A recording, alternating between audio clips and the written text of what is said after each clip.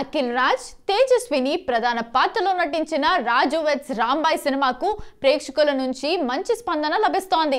ETV win productions పతాకంపై సాయిలు కంపాటి దర్శకత్వంలో doctor Nageswararao పూజారి సమర్పణలో వేణు ఉడుగుల, రాహుల్ మోపిదేవి నిర్మించిన ఈ చిత్రం ముఖ్యంగా యూత్ కి బాగా కనెక్ట్ అయింది.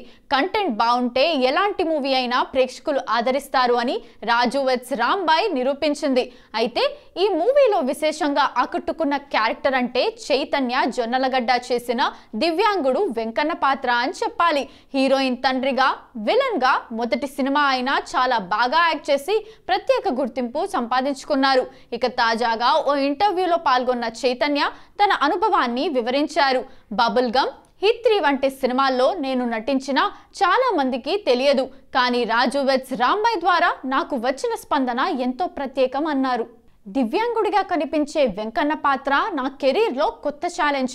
ఈ పాత్ర కోసం నిజంగానే చీకట్లో కుంటటం ప్రాక్టీస్ చేశాను అని తెలిపాడు.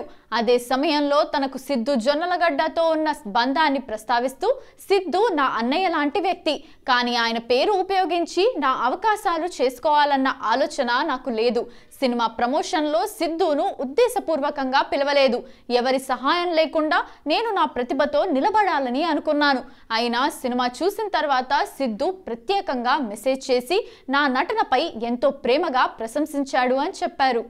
చైతన్య ప్రస్తుతం పవన్ సాధినేని దర్శకత్వంలో రూపొందుతున్న ఆకాశంలో ఒక తార చిత్రంలో నటిస్తున్నారు. ఇదే దర్శకుడి వద్ద హీరో రాజశేఖర్ నటిస్తున్న మగాడు చిత్రంలో కూడా ఆయన ఒక కీలక పాత్ర పోషించారు.